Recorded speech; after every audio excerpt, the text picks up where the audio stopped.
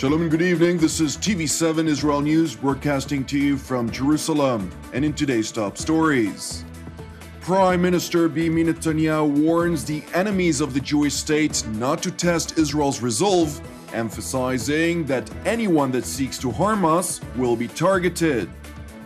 Israel passes a new law which revokes entrance visas to foreign citizens who called for a boycott on Israel. The Sea of Galilee is reportedly at the lowest level it has been in 100 years.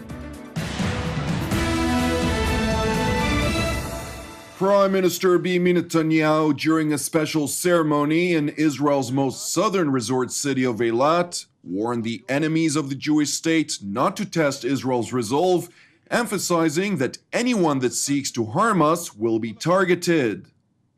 אנחנו לא נרשה אף גורם, להפר את השקט, וכל מי שפוגע בנו, אנחנו פוגעים בו. אין טפטופי חינם, אין דבר כזה. During the ceremony that commemorated 68 years since Israel liberated the city of Eilat, the Prime Minister declared the southern city to be the country's connection point to regional partners, Asia and Africa, while citing new opportunities he believes in which regional countries are seeking to cooperate with the Jewish state. אבל אני מאמין שמתפתחות כאן הזדמנויות חדשות. ואני רואה את זה ביחס למדינות האזור, כולל שכנתנו ירדן. שיתוף הפעולה שלנו עם מדינות וגורמים במזרח התיכון הולך ומתחזק, ומבחינה זאת נמל אילת הוא ערוץ קשר חשוב לים האדום, לאוקיינוס ההודי ולמדינות האזור. ואני חושב שהוא ישמש וכבר משמש גשר של אחווה ושגשוג בינינו לבין שכנינו וכן לבין אסיה ואפריקה. The Israeli leader also referred to the wall that was built along Israel's border with Egypt's Sinai Peninsula. Netanyahu cited the fact that the border wall had dramatically improved the security status in the face of Islamic militants operating in neighboring Egypt, as well as halting the flow of illegal immigrants from Africa that attempted to enter the Jewish state. בנינו את הגדר לאורך הגבול עם מצרים, לאורך למעלה מ-200 קילומטר, וכמובן שהגדר שיפרה בצורה דרמטית את מצב הביטחון, היא בלמה גם את שטף המסתננים מסיני, והציבה סכר בפני קנאי האסלאם הקיצוני. Netanyahu, who announced that work was already underway in constructing a similar security fence along Israel's eastern border with Jordan, came under harsh criticism some 2 months ago after he publicly announced support for President Donald Trump's plan to build a similar wall along the southern border of the United States with Mexico. President Trump praised Prime Minister Netanyahu's statement at the time, yet after Mexico demanded an apology, Israel's President Reuven Rivlin contacted his Mexican counterpart, during which he apologized for Netanyahu's statement. Meanwhile, in the United States, Israeli Defense Minister Avigdor Lieberman met with his American counterpart, Defense Secretary James Mattis, at the Pentagon. During their meeting, the two top defense officials discussed their shared commitment to stability in the Middle East, as well as mutual security challenges. Lieberman's visit occurs as U.S. President Donald Trump is following through on his promised shift in U.S. policy toward the Jewish state after years of friction between former U.S. President Barack Obama and Prime Minister Benjamin Netanyahu. As part of the policy, Washington seeks to align its efforts together with Jerusalem in confronting regional challenges. Now back to Jerusalem, where British Foreign Minister Boris Johnson met with Israeli President Reuven Rivlin this morning in the first of a series of meetings scheduled during the British top diplomat's one-day trip to both Israel and the West Bank. Johnson arrived in Jerusalem last night for his first working visit to the Jewish state in his current role. Now to Israel's parliament, where the Knesset passed in second and third readings a new law which states that entrance visas to Israel will not be given to foreign citizens who called for a boycott on Israel. The law also denies entry to people who are members of an organization that calls to boycott the Jewish state. The law was introduced by Knesset members Roy Folkman of the Kulanu faction and Bezalel Smotrich of the Jewish Home Party. It passed by a large majority of 46 in favor versus 26 against. Now, with regard to the ongoing conflict in Israel's northern neighbor Syria, Turkish Prime Minister Binali Yildirim stressed that the United States, Russia, and Turkey must coordinate fully to clear Syria of all terrorist organizations. Evet, Suriye'nin bütün terör örgütlerinden temizlenmesi için çok iyi bir koordinasyona ihtiyaç var. Çünkü bölgede birçok ülke var.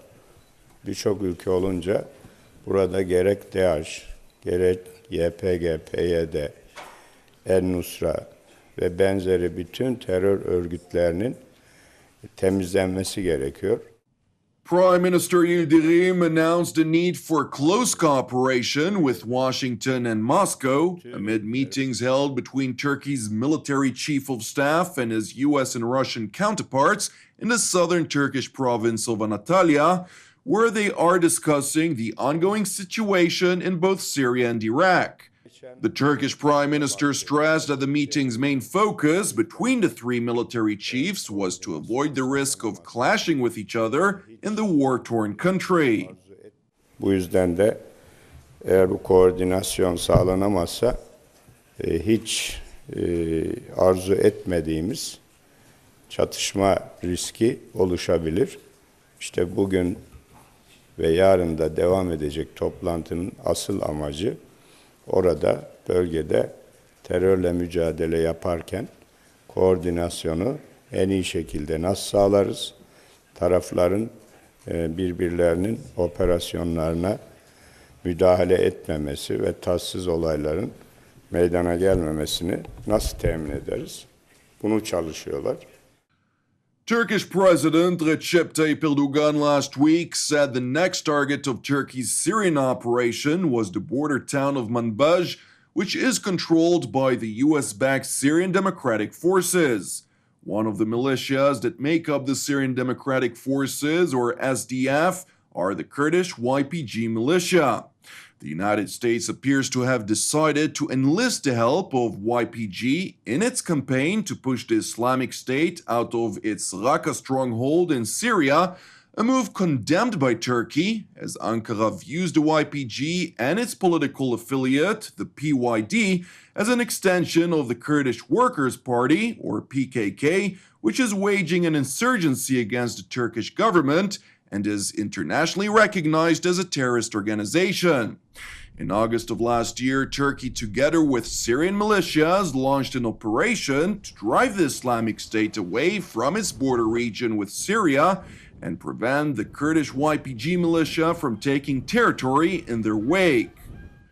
Now back to Israel, where the Sea of Galilee is reportedly at the lowest level it has been in 100 years. Dr. Amir Givati from Israel's Water Authority revealed that the Sea of Galilee, Kinneret in Hebrew, received just 10% of its average rainfall for the month of February, rising by just 22 centimeters, far below the average for that month of 60 centimeters. As a result of this disaster, which stems from the abnormal dry weather conditions, Israel's Water Authority said there would be less water in the streams and in the lakes of the entire country, and as a consequence, Israel's farmers would be hurt. Thank you for watching us, praying for the peace of Israel and the peace of Jerusalem. I'm Jonathan Hessen. Have an Erev Tov, and we will see you again tomorrow at the same time.